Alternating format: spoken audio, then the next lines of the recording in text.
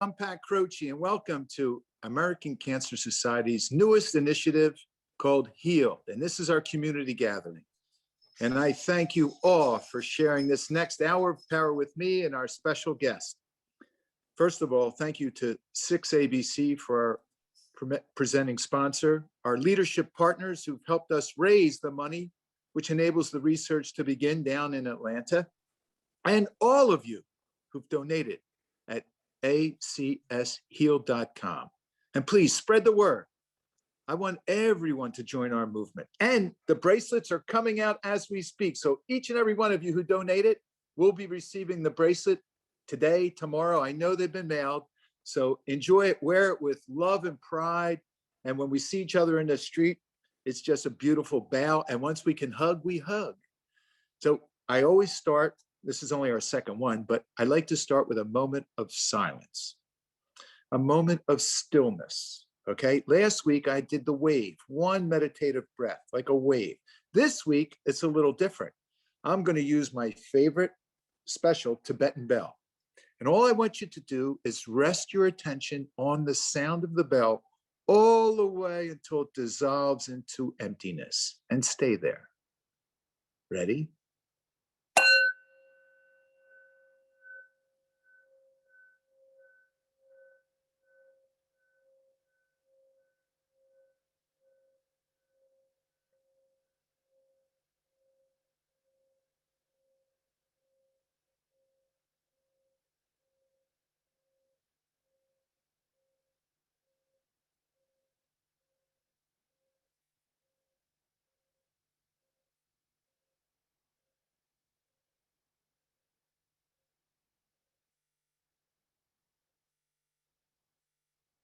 Now, if you're not used to stillness, the mind wants to kick in and start chattering.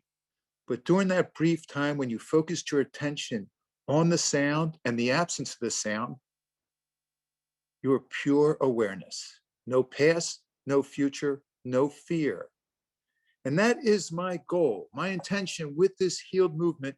I've been asked by email, as well as letters and in interviews, Pat, why? Why are you coming out into the public? Why are you getting involved with this HEALED movement? And my intention is this: to decrease or eliminate suffering. Suffering. I can't do anything about pain. 2,500 years ago, the Buddha said, pain is inevitable, suffering is optional. Did you hear that? Pain is inevitable, suffering is optional. It's a choice. Now, I'm not talking about suffering with respect to sorrow and grief with the loss or illness of a loved one. That's rooted in love. Love manifested as grief and sorrow. I'm talking about suffering, psychological suffering rooted in fear. That's right, being pulled to the past in comparison, blaming, complaining, or projected to the future in anticipation, imagination, expectation. Oh, what am I going to be able to do? What can I do? How long will I live? Will this treatment be painful? No. Our intention at the ACS HEALED movement is for you to decrease your suffering and death due to cancer and anyone associated with cancer, to live a healthier life in the present moment, right now, right now. And to do that, we want to cover the mind, the body, and the spirit with a capital S. And that moment of stillness was the spirit. Now we're going to go to the body, and we're going to talk a little bit about nutrition. And we do have an expert with us today. Her name is Kristen Sullivan, and she's the Director of Nutrition and Physical Activity at American Cancer Society at headquarters in Atlanta. And Kristen, for 15 years, has been a public health professional. And I love nutrition. It's almost like a hobby of mine. So I am so psyched that Kristen's coming on, and you're going to love talking to her. And if you have a question, if we have time, we will bring you on with the question. And that goes for our other two special guests as well. If we don't have the time, we can't deal with it. But otherwise, if we do, you can ask Kristen a question. But I got plenty of questions for her. Hi, Kristen. Hi, Pat. Thanks so much for having me. You kidding me? Thank you for coming. And before we get started, I had read that you have two dogs. I do have two dogs. I actually have a third dog that I'm dog sitting for my sister this week. So our house has plenty of dog chaos going on right now. And what kind of two dogs do you have? They're both mutts. We adopted them from a shelter. One is a German Shepherd mix, a little bit like a small German Shepherd. And the other is kind of a mix of everything. We're not exactly sure what she is. Well, I bring that up for two reasons. One, I have two dogs, a Tibetan Terrier who thinks he's the Dalai Lama. He just call him and he has to wait for a moment of stillness before he comes. And the other one is an Australian Shepherd who's just out of her mind with physical activity. Right. So the other reason is dogs ensure that you do physical activity every day, right? You That's just true. have to, they're going to not let you sit on your butt. You have to get up. And again, HEALED stands for health and energy through active living every day. And so that's why I wanted to bring up your puppy dogs, because they keep you busy. That's true, Pat. And it's a great strategy if you have a pet, to be sure that you get out there with them every day, can get you moving if you're not a person who's typically very active. In fact, I was just talking to a friend who during quarantine adopted a puppy, like many of us did. And she also during quarantine had stopped exercising, gained a few pounds, like a lot of us, and decided that she was going to commit to going on long walks with her new puppy every day. And she just feels amazing. She's much more active. She's kind of translated that into a little bit more vigorous activity. She's lost a few pounds, but more importantly, just feels better with that activity every day, thanks to her quarantine puppy. And those puppies only live in the present moment. You can't say, do you want to go for a walk later? Right. All of a sudden, the ears perk up and that means now. So we can take a hint from our dogs. Well, I'd like to know how you got involved in the field of nutrition. Sure. Well, I've always been interested in science. When I went to college, I studied biology. And then after college, I worked in a genetics laboratory at Emory University, and was just kind of figuring out what I wanted to do. And as a staff member of Emory, I was able to take a few classes for free, and decided I'd try a nutrition class. It was completely new to me. I wasn't a person who was very interested in food or cooked a lot or anything like that. And I was just fascinated by this one class, and then ended up deciding to apply to nutrition programs for graduate school after that. And where do you see the connection with nutrition and cancer? Oh, it is so strongly connected. I think much more than people realize. One thing that I think a lot of people don't realize is that the combination of body weight, nutrition, physical activity, and alcohol intake is the number 2 preventable cause of cancer in this country, second only to tobacco. And so those are things that are behaviors that we have control over that can really help reduce our risk of getting cancer. Of course, people get cancer for other reasons, and there's no guarantee against ever getting cancer. You could do we all know those people who've done all the right things and still end up with a cancer diagnosis, or the anecdotes of the 100-year-old grandmother who smoked and drank every day and is living her best life at 100 years old. So those are kind of the extremes, but most of us can take some action in those behaviors around nutrition, activity, what we eat, how much we drink, to at least lessen our risk of getting cancer. So stay with what we can drink, because I love a good cab or a Sauvignon Blanc. I mean, I enjoy that at happy hour. So that's true. How much can we drink? So many people might not be happy to hear this, but in our latest version of our nutrition and physical activity guidelines for cancer prevention, we recommend that for cancer prevention, that the best option is to not drink alcohol. And that is based on a few things. We know there are a number of cancers that are associated with excess alcohol intake. So certain head and neck cancers, esophagus cancer, colon cancer.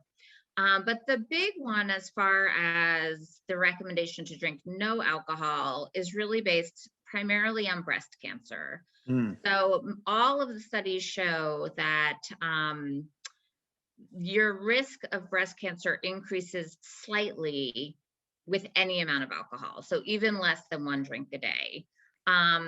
If your risk is already pretty low, then that might be something that you're willing, we make risk trade-offs all the time in life. And that might be something, if it brings enjoyment to your life to have that one glass of wine, that might be something that a person would decide, you know what, I think I'm okay with having my one glass of wine a day.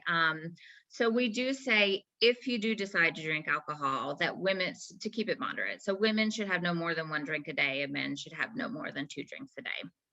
Okay, so that moderate formula, again, repeat that. No more than one drink a day for women, and no more than 2 drinks a day for men. And would you define a drink for us? Sure. A drink is a 12-ounce beer, a 1.5-ounce shot of liquor in a mixed drink, and I believe it's 5 ounces of wine. Now that takes care of the alcohol. Now we'll go over to the goodies, the food stuff. Yeah. What is your formula for proper nutrition to prevent cancer, and once you've been touched by cancer? Yeah. Okay. So I think one thing in my time of working in the nutrition area and just having an interest in nutrition, which so many people do, is that we've managed to complicate the heck out of it. And it doesn't need to be that complicated. So we generally know the basic building blocks of a healthy diet to not only lower your risk of cancer, but many other chronic diseases as well. The things that you read about in the media headlines, like this particular compound and this food is a superfood, that is all getting into the minutia, and I think it's distracting people from the basics. So the bigger picture is, we know that, I'm going to say, a plant-based diet, but that doesn't necessarily mean vegetarian or vegan. That means that the majority of your eating pattern contains a lot of plant-based foods. So lots of vegetables of different colors, because the colors represent different types of nutrients and compounds, which are important for health. Same for fruits. People do a little bit better on fruits than vegetables. Most of us in this country are not meeting the recommendation for vegetables, not even close. So I tell people, just eat as many vegetables as you can. Whole grains instead of refined grains. So things like brown rice or whole wheat bread versus the more processed versions of those things. So those are kind of like the staples of a plant-based diet, of a healthy diet. There are certain things, and so the details also are up for discussion. People can opt to be vegetarian, eat no meat, be vegan, eat no animal products at all. And that can be a healthy way of eating. People can opt to eat some meat and fish. And that can also be done in a way that is still supportive of a healthy diet. So it's not just, there's no simple like one formula or one diet that's going to work for everyone. But we do know kind of the basic foundation of what a healthy diet is. Now, on the other hand, Go ahead.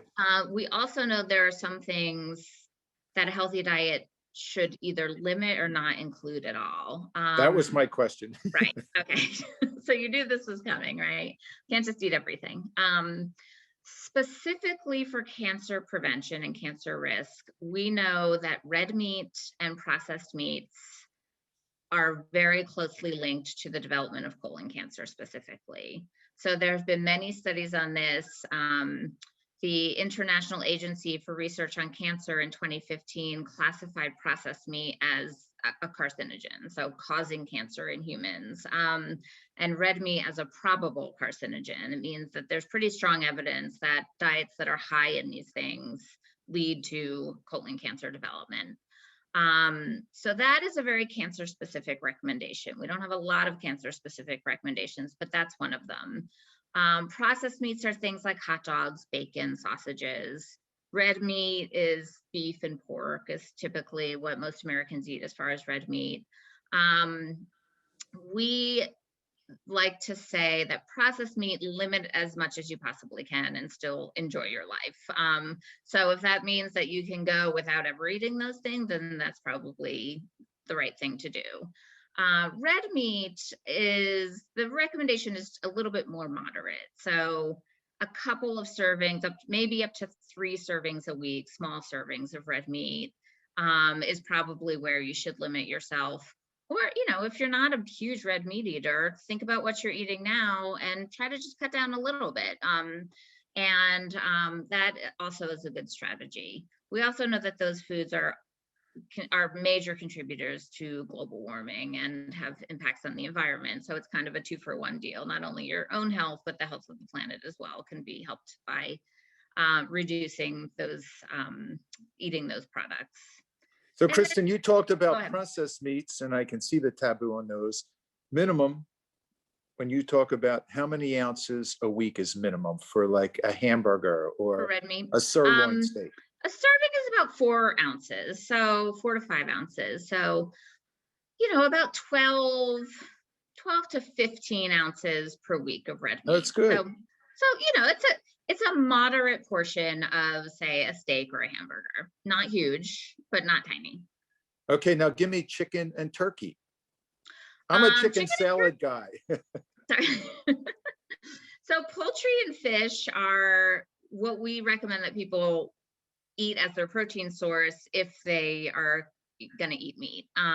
So we don't necessarily have an upper limit on those. I mean, I think you still want most of your diet to be kind of plant-based. The federal government in the dietary guidelines says make half of your plate fruits and vegetables. And so really, as long as it's a part of your meal, but maybe not the entire meal, then there isn't necessarily a recommendation for the amount of poultry or fish. A serving is around the same amount, 4 ounces. So, as far as keeping portion sizes moderate, just for kind of calorie intake, that would be a moderate serving. But it's not linked to the amount that you eat in a week or whatever, isn't linked to cancer risk like red meat is. And is a 4-ounce portion, I had heard, similar to a deck of cards? Yeah, about that. I think a chicken breast, like a smaller chicken breast, is about that. Sometimes chicken breast can be enormous. But a single like chicken breast that you might have on a chicken sandwich, a grilled chicken sandwich, would be, about 3.5 to 4 ounces probably. See, these are great little formulas that we can take and apply to our daily life. Active living every day, right? But what is society doing to hamper healthy eating? Oh gosh, so much. So one thing that I also wanted to talk about with regard to things that we should limit in our diet is very much related to this question of the environment that we live in. So 2 types of foods, sugary drinks and very highly processed, or what's sometimes called ultra processed foods, are things that we should really limit in our diet. And those ultra processed foods tend to be the foods that are highly marketed to us. So those are the things that are cheapest. Those are the things that are available, even in neighborhoods that are considered food deserts or food swamps that don't have access to high quality or full service grocery stores where people can buy healthier whole foods. These are, packaged foods, the mac and cheese from a box, the sugary cereals. And unfortunately, those foods make up the majority of the calories in the American diet. And so really what we're talking about is kind of a shift from those foods to more whole foods. It doesn't have to be fancy, but things that are, in their whole form and not quite as processed. But as far as our environment and how that either helps or hinders our ability to eat the foods that we should be, marketing is a huge factor in that. So not only advertising on TV, but just, schools that are sponsored, sports teams that are sponsored by, certain packaged food companies that don't necessarily have the the healthiest options, online advertising, things that our kids are exposed to on a daily basis.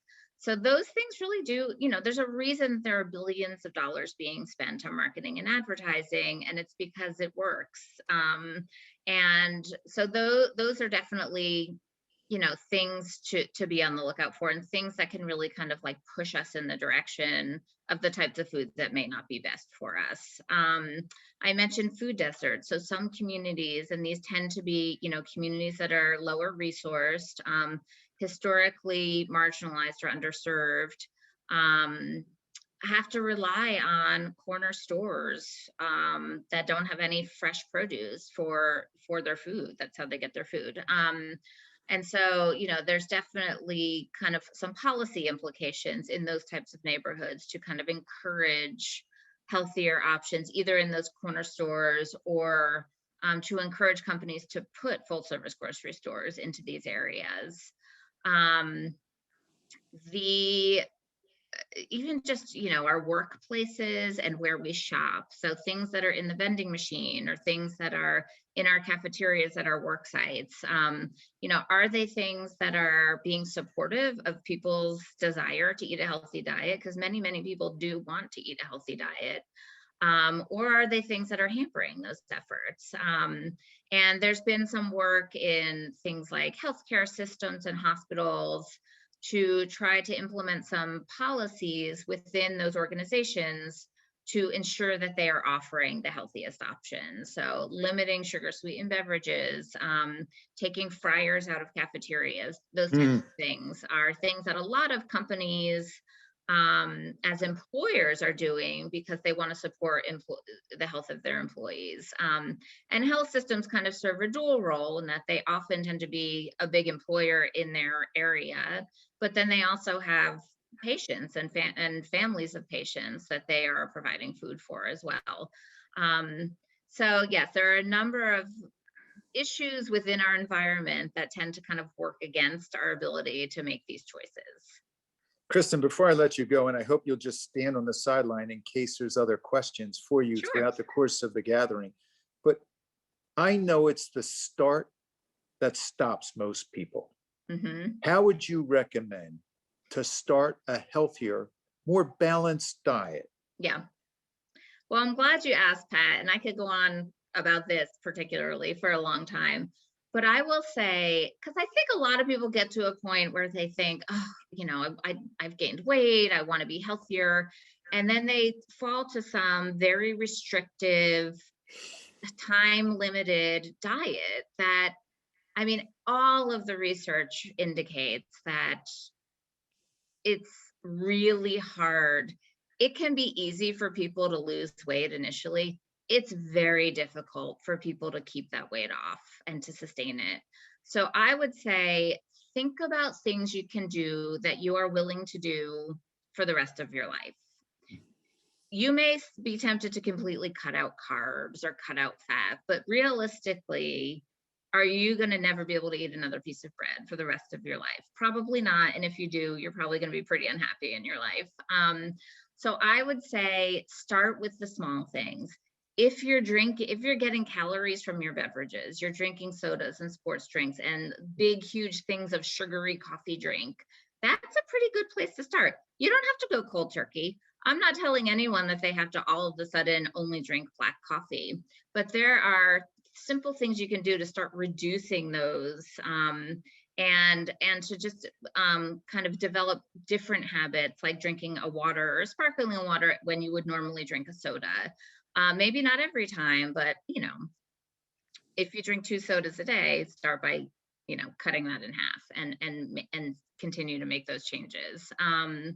Same thing for dietary things. Just think about what you're eating and where you and I think people recognize and can probably point out some of the biggest problem areas and where they can make changes. If you tend to just eat a big plate of pasta for dinner or something like that, think about a vegetable you can add to it or have on the side. I like to tell people to add and not necessarily take away. So think about the things that you should add to your diet to make it healthier. And that can really help kind of balance out the whole energy density and that kind of thing. And then I would also just say for people who are living with obesity, um, it is a chronic condition that needs medical support. It is not a failure of willpower or some sort of moral failing. So don't be afraid to seek professional help from a dietitian or to, go to a doctor that specializes in weight loss. It's not something, I think we expect people to just be able to white knuckle their way out of a chronic disease when it comes to their weight, and that's just not realistic and it's not fair. So if you are a person who's living with obesity, I would say to recognize that as a chronic disease and get the medical help that you need to address that. Thank you, Kristen. And a little story based on what you just said as advice to start. Back in the day, Charles Barkley, the superstar who played for the Philadelphia 76ers and eventually the Phoenix Suns, well, he was the round mound of rebound back then, like 300 pounds. Right. And working with him to get him down to 250, the one key ingredient was cutting out his daily 6-pack of soda, right, and cutting his double pizzas to one. Just that elimination of it can be soda. Small things. Right. Now, speaking of the Sixers, that's our next guest. Our next guest is the present COO of the Philadelphia 76ers and the COO of the New Jersey Devils and the COO of the Sixers G League team, the 87ers, or something like that. Well, this is my pleasure to introduce Lara Price. Lara and I go back 25 years when she worked for me as the VP of Marketing Communications, and she taught me what the game night show was all about. I had no clue. Again, I was coming into basketball raw. But Lara comes to us she's one of the most powerful females in professional sports right now. She's Sports Illustrated Woman of the Year. There was all kinds of roles and titles and accolades she gets. But what I know of Lara is she does not stop working. That's all she does. Lara, I love you. Welcome aboard. I'm glad you're here. I got women power with you and Kristen. Bang, bang. 1, 2. Welcome. Thanks for having me, Pat. Love you too. I'm really honored to be on this call. And Kristen gave some phenomenal information, stuff I need to remember as well. Now, before we get into, if we're going to touch on your diet at all, which I have no idea, I know you need twice as many calories as you're ingesting, but I asked Kristen if she had dogs, and I had read she has 2, but that leads me to you. Yes. Tell everyone your pets. So Pat knows this well. I have 3 Rottweilers. They're all rescues. They range in age from 12 to 1.5 years old. So over 300 pounds of dogs that I walk 2 times a day or 4 times a day, depending if I'm home or not working. Otherwise, you have a professional walker, right? Yes, I have a dog walker. Who walks near anyone that has 3 Rottweilers? I think the people in the neighborhood understand that they won't hurt them. So at least my neighborhood is okay. I do see people drive by with their heads flipping back multiple times, and I get the who's walking who, 100 times. Wonderful. And what were their names? Moose, Bailey, and Bodhi. Bodhi is Bodhi, which I looked up was enlightenment. I'm not sure that's the right name either. I got him when he was a little tiny puppy and he didn't have a personality, but hopefully he'll grow into it. So I really want you to share with everyone, especially our female audience, how does someone make it to the top in a male-dominated profession? First, well, back then, women need people like you, Pat. You are one of my biggest cheerleaders, you and Dave Koski, helping me, so, being quite frankly, the only female, in the senior room, you did need your male counterparts to help you and advocate for you. Now today, it's so much easier because there's so many more women in the sports world. So people like me, it's my job to give back and make sure that I'm speaking up and helping. And just women are getting more opportunities now. So it's been great to see. But as you know, we had Karen Frescona and myself were the 2 senior women executives on the team. And the best. I would have had 10 of each of you. I What agree. problems and challenges do you foresee for women in any endeavor, let alone professional sports? I still, you see the pay wage gap that women have, that still presents itself. We still aren't as present, on the operations side, so the basketball operations, but it's starting to happen. There's female officials. We're starting to get female coaches, Becky Hammond on San Antonio. So I think that, that just getting the opportunities and women getting the chance to present themselves and having people like yourself that advocate for them, as well as me, who has a responsibility to do that. I think that will help, but we still have a ways to go on that for sure. Numbers wise, we do really well here at HBSC, but we're in the middle, and there's still so much more opportunity to grow. We really need to focus on hiring more females. So of all of your roles with the Sixers and Devils, one of them, which is an important link between business ops and basketball or hockey ops, right? There has to be a bridge there, because I know that the coaches don't care. They want to win. They don't care about the business. Business people want to make money somehow on their backs. And you have to link them together. How do you do that? I think I was fortunate because I played, and I always in everything I do, I try to empathize with the other side to understand what they're trying to accomplish and then what we need on our side and find a common ground. It doesn't always match, as you well know. We always want to push. We're in a playoff hunt right now, and we'd love to have our players do all kinds of PSAs for people to get vaccinated or raise money for charity. And, they're like, no, we have 2 weeks, we're focusing, nothing for the players. So you try to balance those things. But, I just try to build relationships with people and let them know that, I do understand. I will help out. And this, you and I talk about it. I will help out anybody and do anything I can to make sure that, if they have needs on their side, I help them out. And I think that's really benefited me over time. So this healed community is a community. And what we want to do is encourage, inspire, inform, to get people to live healthier lifestyles. And pro athletes have the power to touch everyone in the community. And I know you are so capital C community driven with the 76ers, charities, the PAL. I think there's a dozen of them you're involved with.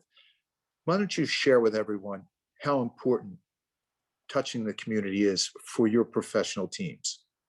Absolutely. Pat, I'm going to give you credit. You always said that we have this very public entity, and it's our responsibility to give back. And if you give back, and then the community will support you. And it's not just about that. It's our responsibility. There's so many people in need, and we have these athletes that have unbelievable power to influence, but it's not just the athletes. I know I have the power to do the same thing. So what we do in the community, whether it's our foundations or our community relations efforts, or us personally sitting on boards and making donations, it's our responsibility to do that. And we take it very, very seriously. And, I do too, but all the teams, most all sports teams and professional sports teams do that. And the colleges do too. We know what the power sport has, and we have to use it wisely. I remember Allen Iverson. He was not one who wanted to go out into the community, but once he was there, you couldn't drag him away. Absolutely. You saw him around the kids and that pearly whites that would just beam up. You're absolutely right. And that's your job, is to make sure, twist their arm to get them out initially, because once they become addicted to the love, they don't want to leave. Exactly. It's right. just special. Exactly. Speaking of love, this girl, Lara Price, is one of the loves of my life. I mean, she taught me so much about pro sports. And at the time, she told me about melanoma. I don't think I ever heard the term before. Tell us how you became aware that you had melanoma. Sure. So I just started at the Sixers, and we were getting ready to build a new arena. And Pat, that's when you bought the team with Comcast. So we were now going from the Spectrum into this beautiful new Wells Fargo Center. And this woman who was responsible for giving us the tours and basically the design of the arena, Noreen O'Neill, became a good friend of mine. And I was tanning all the time and I was going to the beach, and she just looked at me one day and she said, "I'm so jealous of you. I wish I could go out in the sun." And I'm like, "Why can't you go out in the sun?" She goes, "I have cancer, I have melanoma." Like you, Pat, I had no idea what it was. And she was taking chemotherapy for it. And because she said something to me, I went to the doctor, and sure enough, at the time, I don't think I had the melanoma, but a couple of years later, because I stayed vigilant about getting my spots checked, I ended up getting melanoma, but I caught it in time because of her. Unfortunately, Noreen lost her life to cancer. You know, you're going back to 1996, 1998. There wasn't a lot of knowledge about it, but I think I told you this. I got the call from my dermatologist on a Friday that told me I had melanoma. I had to go the entire weekend and looking up online, which there wasn't that much information at that time, that it was one of the most deadly forms. There wasn't a lot of research for it. So I went over the whole weekend thinking I was going to die. So I went out and went running. I ran every day because I was trying to get my mind right and figure out how to cope with it.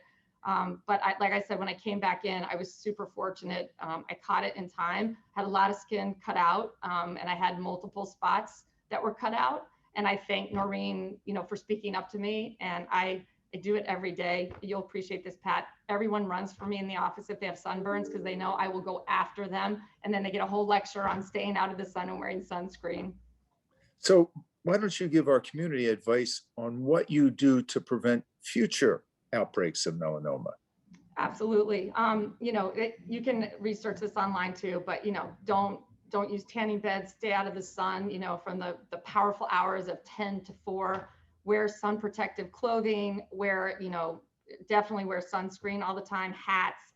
I love the shore. Quite frankly, I don't go down to the shore that much anymore, just because everyone's outside, everyone's riding bikes, and those are the things that expose my skin to the sun. So I really don't do it. Do you have any issues with your melanoma now? I probably every year I get 5 to 6 spots taken off, because they say it takes 10 years, and I thought, I don't know if this is the most recent, but it takes 10 years for it to develop. So if you go back to when I was 18 years old and I literally stayed in the sun until I was 35 or 40, that takes you a long time for spots to develop. So I'm vigilant about going to the doctor. I've had to have some acid peels on my face, probably one of the most painful things I've ever gone through. And I don't recommend it for anybody, but it's something that's necessary to get that skin, to take care of those, spots that could become melanomas. How about PET scans? So I did one PET scan, and I have not had to do any others, because everything that's come back since I've had the 3 melanomas that were removed, they haven't turned to melanomas yet. So I haven't had to do that anymore recently. And your oncologist didn't suggest one every 2-5 years? Nope. Just because it did not get into my organs. It never got below my dermis far enough. Like they caught it in time. It didn't get into a lymph node. Pat, I think you remember Linda Stoll from the AP. She was another friend that I lost and actually helped care for all the way till the end. She had a mole on her leg, and they let it go too long, and then it got into all her lymph nodes. I was super fortunate not to have that happen to me. Amen. So now I want to get to your diet. I want Kristen can come back on. Do you have any questions on Kristen? Because you're on the go. Like we were talking last week prior to this gathering, you had 2 games in a day in New Jersey, in Philadelphia, like 2 days in a row. So where are you eating? What are you eating? And how can Kristen make sure that you are balancing your crazy work schedule with proper nutrition? I have the worst eating habits. I know Beth is on this call, and Beth will reiterate that. I had asked the question about animal protein because I became a vegetarian in college. I was eating chicken and then stopped probably about the time I started at the Sixers. So other than eating cheese and having half and half in my diet from time to time, I'm pretty much vegan. But I'm asking the question because I was told that having animal protein at all is not good and can cause cancer. specifically breast cancer. So I was just curious about that. Yeah, I think, well, and I think some of this comes from, there was a documentary that got kind of popular a couple years ago, and now I'm blanking on the name of it, but it was something that really pushed a vegan diet. And I think a lot of it, what was in that documentary about the environmental impacts of raising animals was very spot on, but some of the health claims that they made were off base. So right now, I mean, and nutrition research is not the easiest thing to do, but for many decades of research, it does not indicate that anything other than red or processed meat will increase your likelihood of developing cancer as far as animal proteins. And dairy is the same. Somebody asked a question about dairy that I just answered in the chat. You know, and for a lot of these things, there's no one right answer. So calcium has been shown to reduce the risk of colon cancer, and yet high dairy intake has been shown to increase the risk of certain types of prostate cancer. So you kind of have to balance that out. There's some very limited evidence that dairy intake might reduce the risk of breast cancer, but that's not enough evidence to really make a recommendation around that. So again, you know, if you like dairy, I would say a moderate amount in your diet is completely fine. And that, Kristen, what's a moderate amount? What's a moderate amount of? Well, you know, a couple servings a day. I mean, I think the guidelines around dairy is like 3 servings a day, which would be like, you know, 8 ounces of milk, a couple ounces of an ounce and a half or something like that of cheese, not a ton. Cottage cheese, I think, is maybe 4 ounces, 4 to 6 ounces for a serving. I don't remember exactly. But you know, if all you're eating is dairy, then it's probably not great either. But I think a healthy diet can include some amount of dairy if you want it to. It doesn't have to. You can have a healthy diet without dairy or without any animal products. So, you know, I think, and as far as eating on the run, I mean, I'm a big fan of beans. You know, I think we don't, as a society, eat as many beans as is good for us. They're filling, they have tons of nutrients. So things like hummus, which you can get prepackaged in individual servings, and, you know, throw some pretzels or carrots or something like that in a plastic bag. And that's something that could be a healthy snack on the run. So, you know, yogurts in a take along package. It's difficult. I mean, it's very difficult for people with busy schedules to make it work. And I do think, you know, I talked a lot about the types of foods that are out there. I think there's starting to become some fast casual or even kind of fast food types of chains that are serving healthier options. So not the burger and fried chickens joints, but there are some chains that are serving kind of vegetable sandwiches or salad bowls or grain bowls. You know, their whole business model is around chopped salads or grain bowls or Mediterranean, you know, things that are based on the Mediterranean diet, like Zoe's Kitchen. I don't know if you have those up there. But you know, I think that it's a little bit harder to find those types of things, but they're out there, and it doesn't always have to be, you know, like a burger drive-through type of place.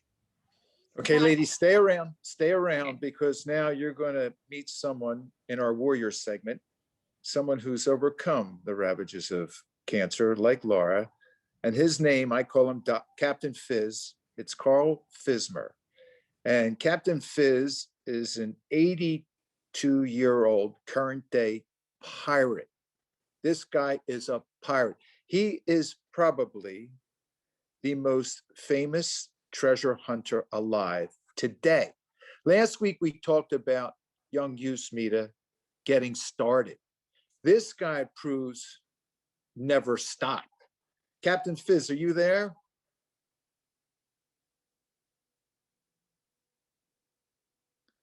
Captain, you have to hit your mic and your video. We're going for it. There you go. I hear the mic. I don't see the video. Yes, sir. I've got you. There you go, Cap. There you are.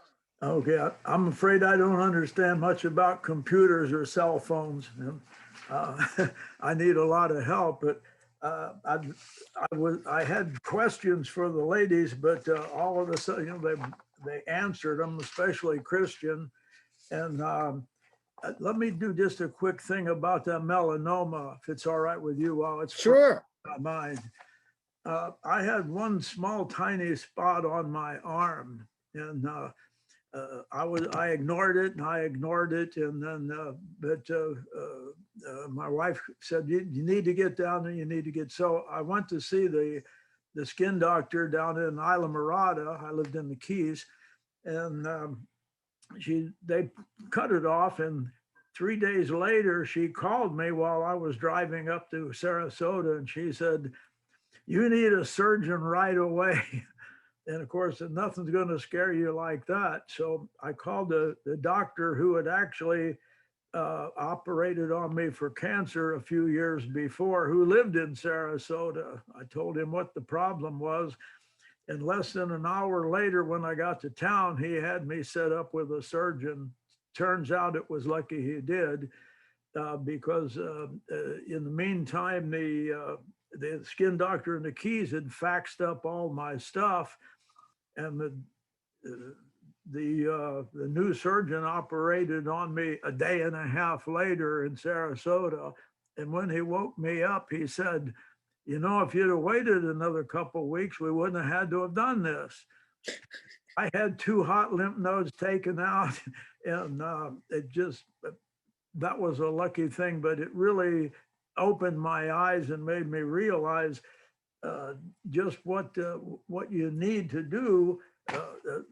Any kind of cancer, the number one thing is an advocate. Somebody, it can be your wife, your husband, your girlfriend, whoever, that is going to stick with you all the doctor's appointments, because I have lots of them, and I can't remember everything that the doctor says or what to do, and you need to take a lot of notes.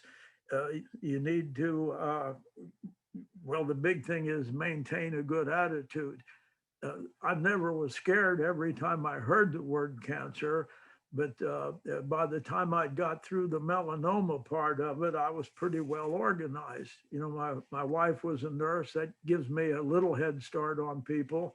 And I just insisted, well, every doctor's appointment I have for any kind of cancer, you're going to be sitting there too. And she takes notes, but anybody could help you with this and keep track of all the pills you take. In fact, one time, the doctor said to me, he said, "How long have you been in the sun with no sunblock?" And I said, 40 years. And he said, "Now you're going to pay for it." So Fizz, you talk about other cancers, surgery prior to the melanoma. What other cancers did you beat? Well, the big ones were I had prostate cancer, and then I had basal, and I had bladder cancer, and I had thyroid cancer. That was a close call as well. Prostate. Yes, prostate, if I didn't already name that, and two types of basal cell melanoma. It was good enough to be ranked as 6 primaries by my doctors. That might be a world record, because I had several doctors say nobody survives 4 primaries.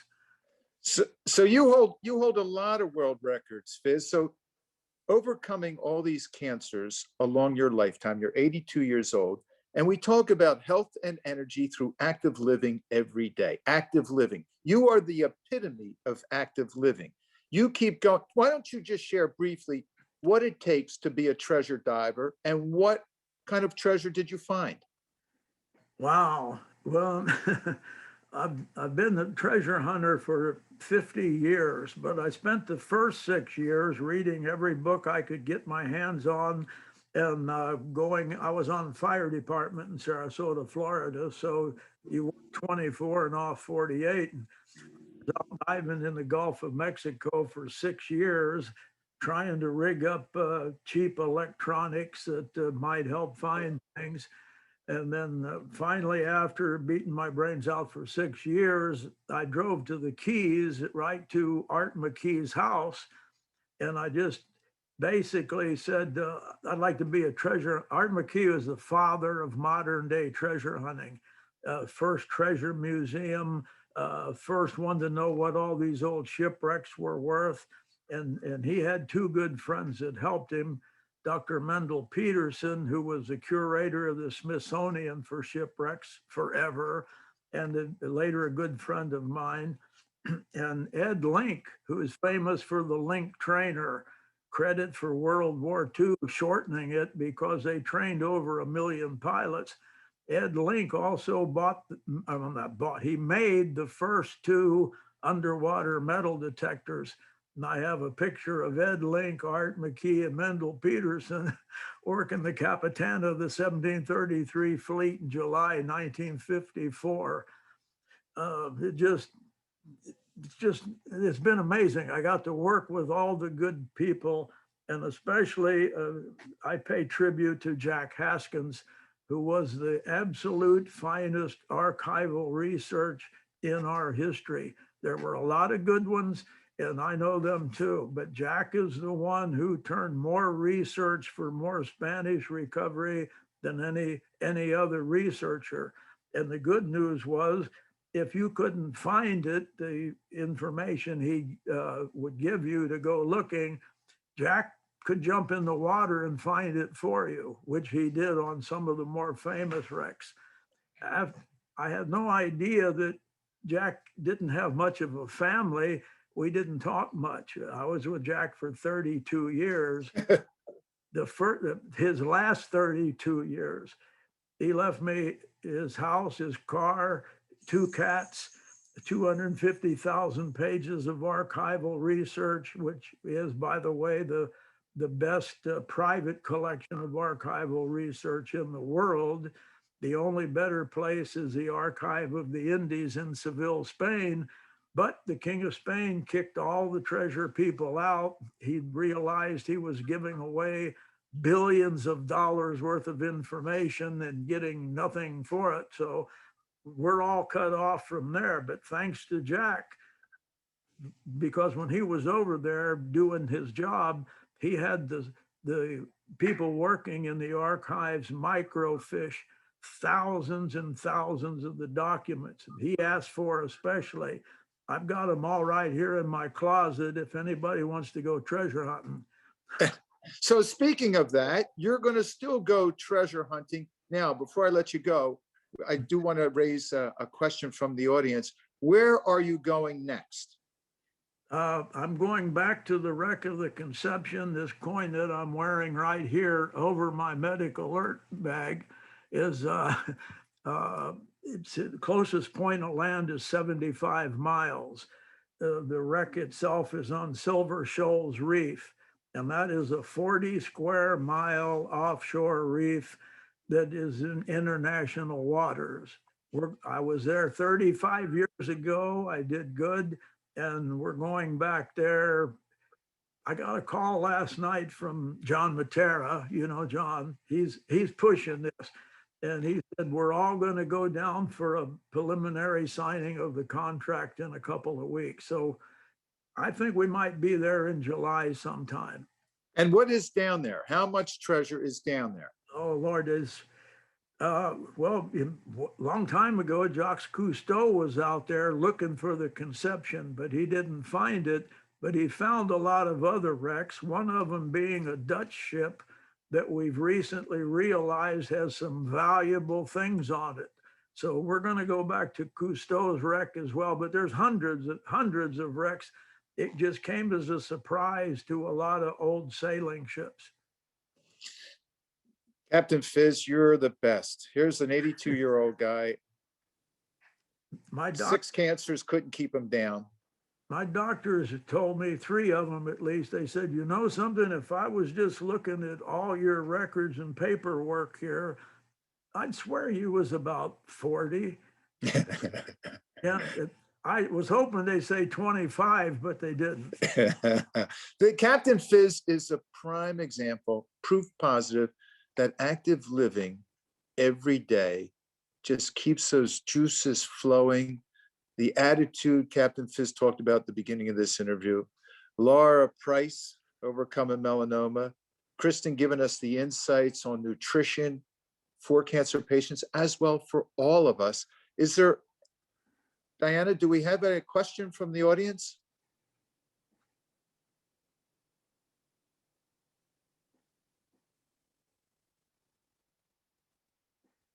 Hi, Pat. Actually, all of the questions our wonderful speakers have answered in the chat. So at this point, I think all of the questions have been answered. Well, wonderful, wonderful. I've seen a lot of activity in the chat. I can't concentrate on the chat because we have guests, but I invite everyone to continue on our new Facebook page and let the discussion continue. If you have more questions, go to the Facebook page, ACS Healed. And for those of you who've not registered as part of this community, and someone else gave you the link, go to acshealed.com, registered. If you'd like to give something, a donation, so be it. You can get yourself one of these bracelets, our Healed bracelet with the one green bead that signifies the unity that we're all in this together. And it's renewal. Green stands for harmony and healing. I also suggest that if you can help us, to mention Healed to 2 people. Over the course of the next week, just 2 people. Encourage 2 friends who've been touched by cancer or who've been touched by someone who's been touched by cancer to go to acshealed.com and join us, because the movement starts right now, right here in Philadelphia, but it's going to spread. Kristen's from Atlanta. Captain Fizz is down there in Florida. Laura is here local, but it takes all of us working together and believing that through this money we're raising, through the new research, through keeping everyone active and encouraging an active lifestyle, we can make a difference. We can make a change. Lara Price, Kristen Sullivan, and Captain Carl Fismer, I thank you for joining our Healed movement today, our Healed gathering. It's been so much fun, and I want you all to come back. Until next week, same time, same place, and it's always here and now. Peace.